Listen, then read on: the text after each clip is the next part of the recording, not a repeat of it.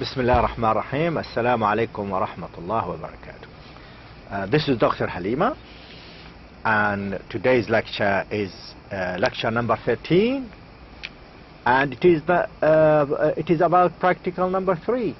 And as I said in my two previous lectures, that the number 11, 12, and 13 would be about practical lectures. Again, as I said, we will be talking about the variety of translation of excerpts, and we will be selecting examples from contemporary poetry and examples from general orations. And we will have an example from a short story. You can see that most of, or well, not most, all of our examples are literary examples.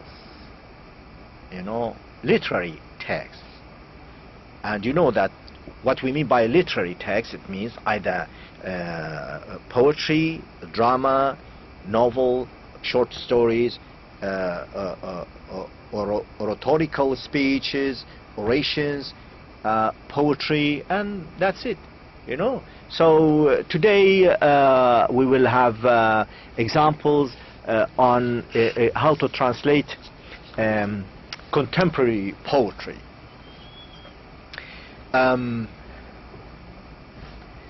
Contemporary poetry has its own features, has its own messages, has its own structure, has its own style, and so on and so forth. But again, whether it is Arabic contemporary poetry or English contemporary poetry, it is still poetry, and it has its own rhyming, its own versification, its own rhythm and stylistic features, and so on.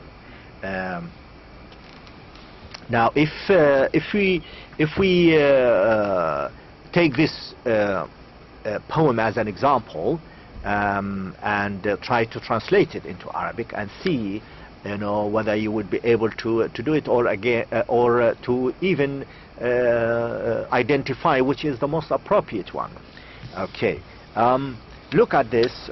Look at this one. When pain and sickness made me cry, who gazed upon my heavy eye and wept for fear that I should die, my mother. It's very nice, simple, and to be honest, this poem is written, or was written, for children, to make them love their mothers. So look how they encourage children there to love their mothers. But alhamdulillah, nahna al-jannatu tahta aqdam al-ummahat. It's a part of our culture to love our mothers and fathers. So how are we going to translate this little poem into Arabic? All right, look at this. A, B, C, D, or something else. Look at this. Would you go for A? عندما جعلني الألم والمرض أبكي من حذق بعين الثقيلة وبكى خوفا أن أموت أمي. عندما أبكي من ألم أو مرض من ينظر بعين الثقيلتين ويبكي خوفا من أن أموت أمي. C. ألم ومرض يبكيني عيناي من تسهر وترضيني وتبكي خوفا من موتي أمي. C. D. عندما يتملكني المرض وأبكي ألما تسهر على راحتي وتبكي خوفا من موتي أمي. أبكي للمرض وللألم من حدق في عين الورم من يبكيني خوف العدم أمي تبكي أمي أمي. You are native speakers. I'm sure you can identify the most appropriate translation of the English one. You know? So these are about 5 versions of translation of the same example. So you can tell that the people translate differently, but doesn't mean that every translation is really good. As I said, there is good translation, ugly translation, and bad translation. So try to get to this level of being a good translator. Okay?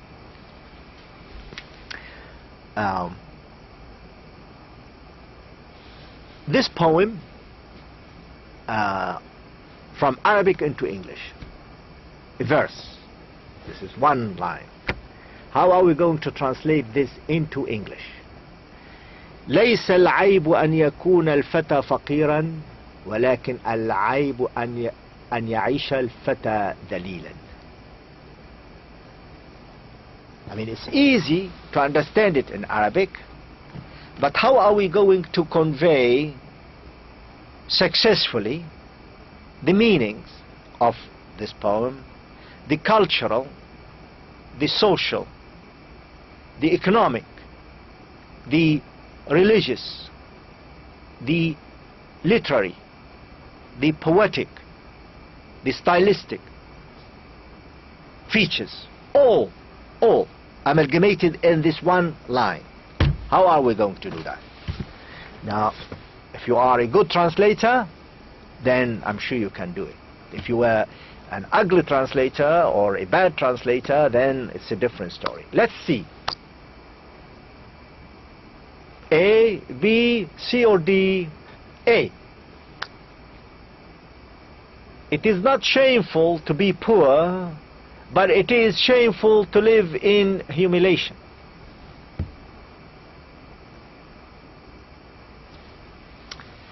No comment. To be poor, it is not a shame, but it is to live in humiliation. C. It is not a shame to be poor, but it is to live in degradation. D. It is not a shame to be poor, but it is to live in disgrace.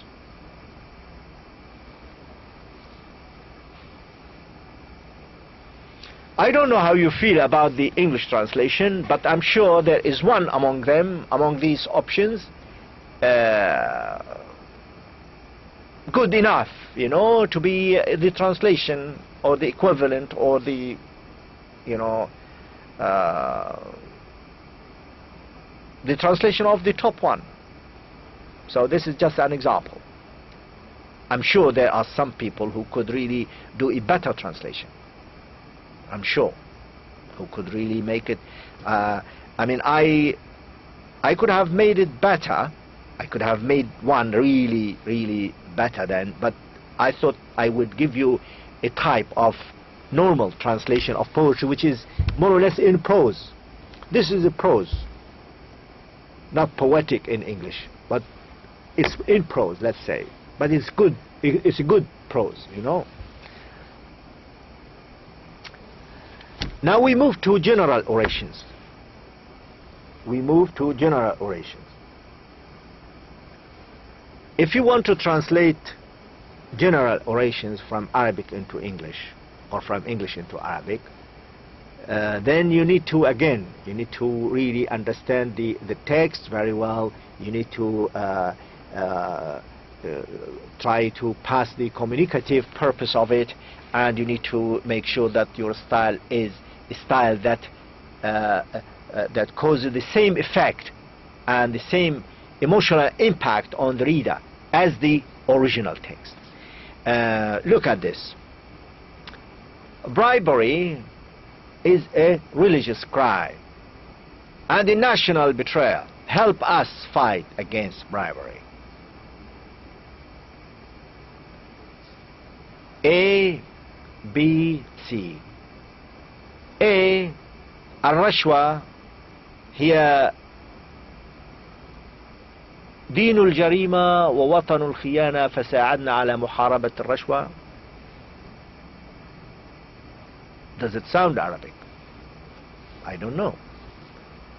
B. الرشوة اسم تعاقب عليه وخيانة للوطن لنحاربها معا.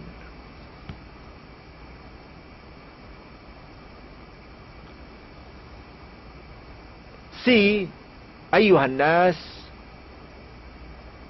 الرشوة جريمة دينية وخيانة وطنية، كن عونا في محاربة الرشوة. You know, I leave it to you to decide which is the best one, which is the most appropriate translation of the English version on the top. Okay? These are general orations, by the way, general speeches. Somebody might stand up and give such oration or such oratical speech.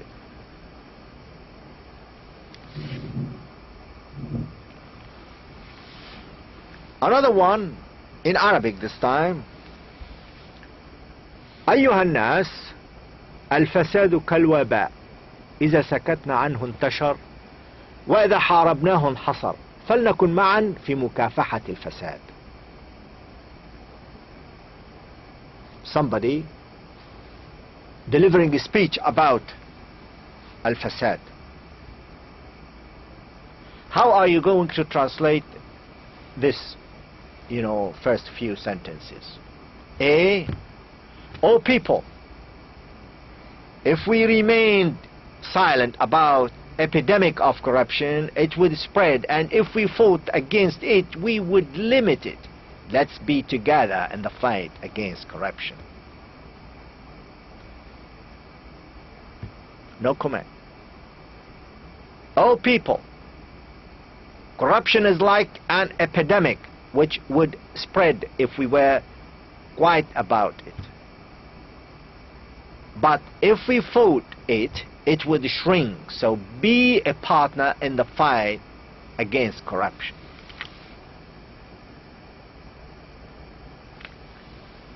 Number C. O people, corruption is like an epidemic which spreads if we are silent about it, but it shrinks if we fight it. So let's unite in our fight against it. Which is the most appropriate, which is the good, and which is the ugly, and which is the bad? I leave it to you. Why? Because I have given you the criteria, and we have talked about the criteria that would help us identify the good from the ugly and the ugly from the bad. So if you know how to identify, it means you have learned from this course. If you can translate creatively, it means you have learned from this course. If you have developed this feel of appreciation of different translations, it means you have learned from this course. Really. If not, then I'm sorry to say that you haven't learned from this course, if you haven't achieved the things I've just said. So you need to really revise and reconsider and read. And when you have finished, for instance, a seminar, you say to yourself, okay, Ahmad, have I learned it properly? Can I apply what I have learned to real life problems? Can I translate this text now after I have listened to Dr. Halimah and I've read his seminar? Always ask yourself a question, reflect on what you have studied, and this is part of the the learning process. It's an ongoing process of transforming information and experience into what? Into knowledge, skills, attitudes, and values. This is learning.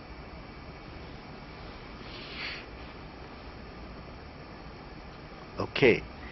Now, the last example is an excerpt from a short story, and translating a short story, as you know by now, you need to really translate it to translate or to make a crude draft first, and then you leave it aside for some time, don't refer to it, and then start translating translation proper. In other words, rewrite and revise and check, and you need to really check the social and the linguistic and the psychological and the rhetorical aspects of the text when you are translating a short story. All right, now let's see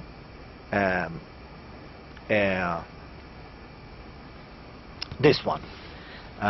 عندما وصل باب دكان الحلاق وجده مفتوحا على غير عادته، فسرت في كيانه موجة من الاستغراب، لكن سرعان ما خيمت عليه الخيبة، إذ أنه لم يجد عند دخوله العتبة سوى صبي لم يتجاوز 2 أو 13 من عمره.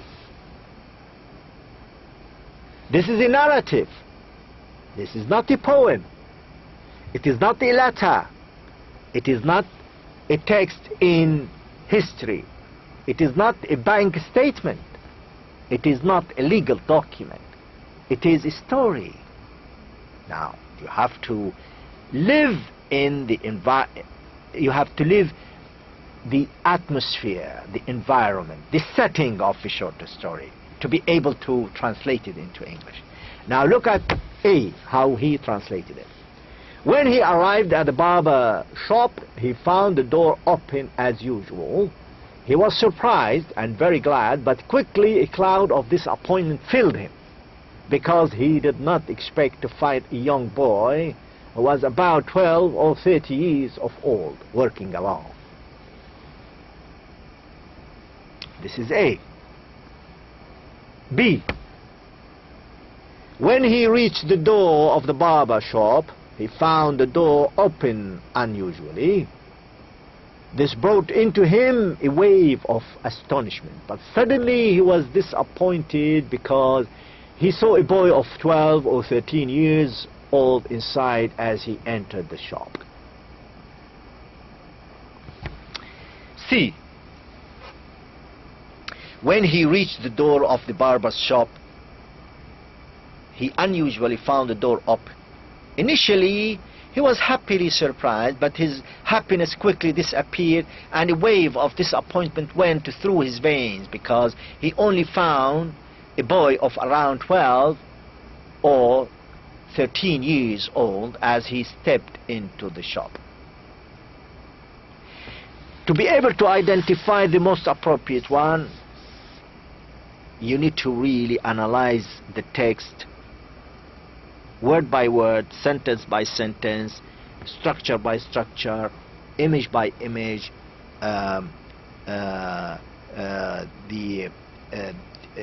does it have an effect? The effect of A on you, is it the same effect as B or C? So you need to really ask yourself about this, you know.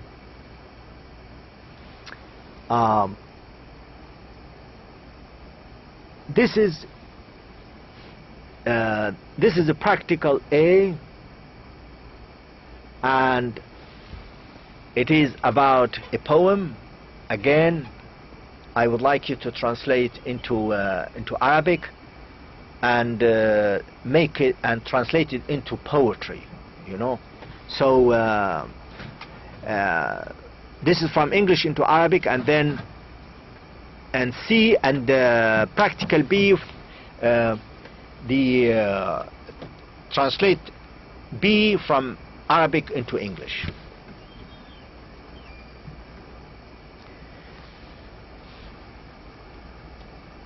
before I really submit, before I say goodbye, I would like to stress the importance of daily work, continuous work. And I would like really to thank you very much and wish you all the best in this course, and inshallah you will be all right. Thank you very much, and assalamu alaikum.